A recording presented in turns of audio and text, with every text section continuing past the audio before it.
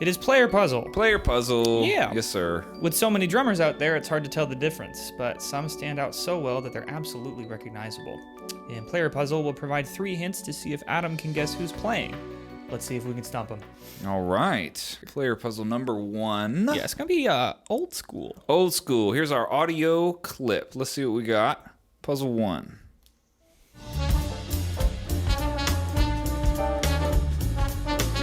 Big band swing.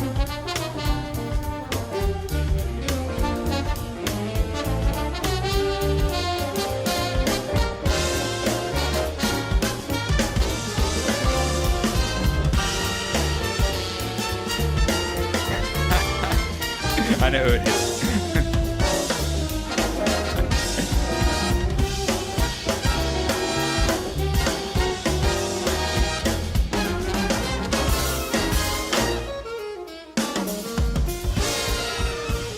So, there's a funny detail about this clip that not many people know. I don't know.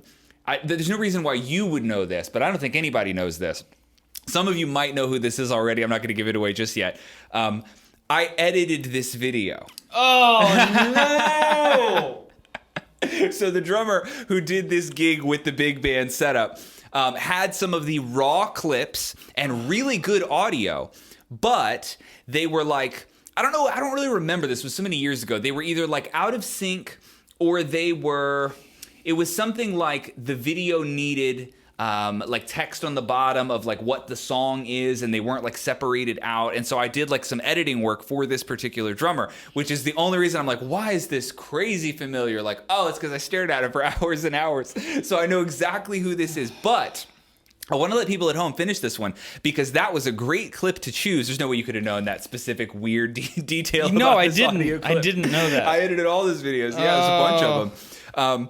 But it's a great clip to choose because it's not at all the style that you would normally assign to this guy. It's actually, that's why it's such a good audio clip, because it's like... I thought it was so deceiving. Yeah, it is deceiving. It totally is. Okay. All right, so you're not getting me on this one, No. but maybe we'll get some people at home, because again, really good audio clip to choose from that one. So let's go to our hint for this one. I hope I stump people at home or people listening. This was like a with fluke. this. There's no way you could have known that. No way. This drummer once compared the timing and structure of comedians' works to necessary attributes of drumming. A nice quote from them is that they find comedy incredibly inspiring. There are so many similarities and weird things. People don't realize how many parallels there actually are. Sure. Interesting. Yeah, that's I like that analogy a lot for sure, because there are many of those like artistic elements of tension and release and building certain feelings, right? There's definitely plenty of parallels that come to mind for me right away. But also there's something to do with like that storytelling element, right? Of like structuring, putting things in a certain order. There's a lot of that to do. And also a weird little side note, fun little fact. The guy who wrote the Seinfeld intro, right? The boom ba doo, right. Whatever the skip it. So that whole thing was written to accompany stand-up comedy, in that you would set up a joke. So like, why did the chicken cross the road? To get to the other side. Like, it was meant to punch in and out of language like that. I always thought that was really, really cool. A little bit more of a direct analogy, but that's cool. Great metaphor. And this particular drummer we're talking about is full of them. So what's our kit photo? We got that here? Yep. Also titled Old School. Old School. There we go. That's that. It's got to be a Sonar Vintage series. Something like that. Maybe a Pro Light. Maybe a Pro Light. Yeah, probably not a Vintage series, because that's not a rounded bearing edge. And the Vintage series from Sonar has a rounded bearing edge. That's a 45 or 60. So everybody at home, if you don't know, this is brother Benny Greb. Yes, Hennessy Pleb in my notes, as he is called. Yeah, was doing an interview with Chris Brewer on Meinl Radio talking about Bill Burr. Yes, who's a phenomenal comedian. That. Yeah. And talking about meeting him and understanding the parallels between comedy and drumming. Because Bill Burr's a drummer. Bill Burr's a drummer, so it's really, really funny. I don't know. There are so many things we could say about Benny Greb. We'll probably do a whole podcast on him, honestly. We could. But I'm sad that I could not stump you with that. That was Benny playing Buddy Rich tunes. Yes. And that's a really prestigious gig. It was called, what was it? Benny Plays Buddy was the name, what they titled it or whatever. But the Buddy Rich Orchestra has a different famous or prominent drummer fill in and sort of run the band as Buddy Rich ran that band. I don't know exactly where that was filmed, but I think it's in the same place. They do it every year, every 2 years or something. Weckel has had it and a bunch of really, really famous drummers. So Pert's done it. Wow. Yeah, lot of big famous drummers have done those gigs. And it's a huge, awesome place. Man, it was beautiful with a really big, amazing band. It was so cool. And what was cool was Benny and I actually did a swap where he gave me like a few lessons, one of which was in person at NAMM in exchange for editing those sort of videos. So we had a lot of Skype calls about those videos and editing, and they were mixed in with all sorts of other conversations. So it was a cool project, man. Cool also getting to see those videos before anybody else did, because it was like, what is this? Like, how did he learn how to play this? So not his style, but then at the same time, if you watch all those videos, like his style totally makes its way in there at certain points. So yeah, that's just YouTube search Benny Plays Buddy, and you'll see all those really cool. I'm sure you watched some of them, right? Of course, yeah, I watched about all of them. Yeah, they're awesome, man. Awesome. They're so great. So next drummer, go ahead and play Steel. Steel. What we got here?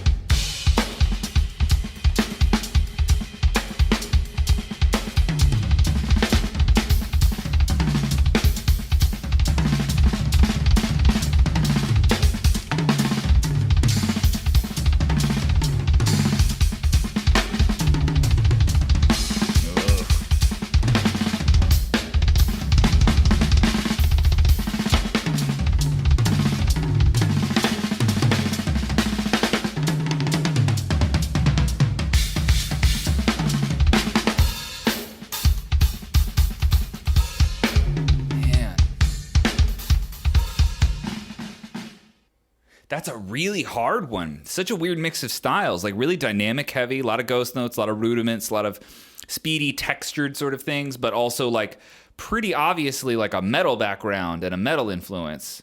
So that's a really tough one for me. Because, well, I guess it's kind of helpful in that it limits it to a certain amount of people. Like a lot of metal players are more like metal purists in that they don't really have a lot of other textures in their playing because that's just not what they play, right? They're much more like obviously a metal player. This is like a metal player who got off that path at some point and they still have all the leftover metal mannerisms in their playing, but ultimately they can do a lot of different things.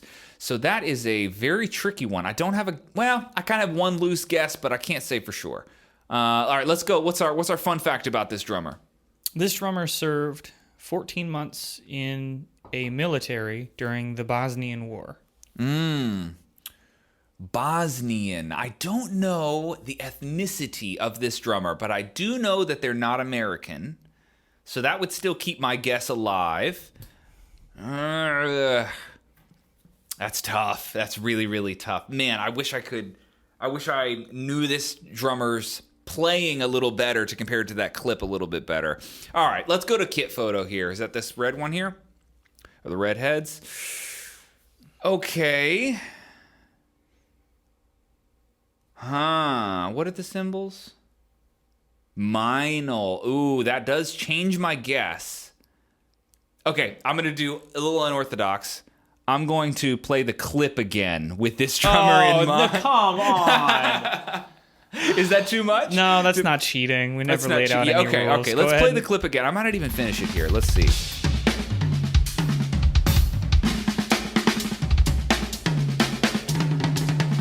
I know it for sure now. Okay, that clip. So I'll tell you my first guess. My first guess was Eloy Casagrande, but he's such a powerful player that I didn't think it would be him. It's not that he's not able to play dynamically and have a lot of texture and ghost notes in his playing. It's that he's got like a power in his hands that he can't undo. It's like permanently powerful. Everything he plays is just like, holy shit, like how did you play that loud, that thick on the drums?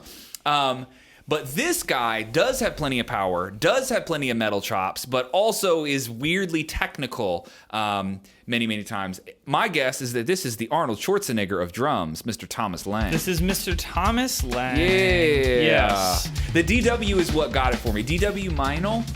Can you name another DW Meinl guy? Luke Holland, though they're great friends, Luke and Thomas. Yeah, they did tours together. Yeah. I can't think of another DW Meinl combo.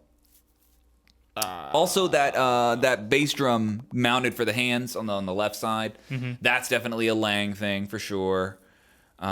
Weird kit too. I wonder, is it truly made of metal or is that just some sort of? I think it was a steel kit. Yeah. All steel? Yeah, stainless steel. Wow. Which just fits him and like no other drummer that I can think of. Yeah. It's incredible. I would love to hear steel toms.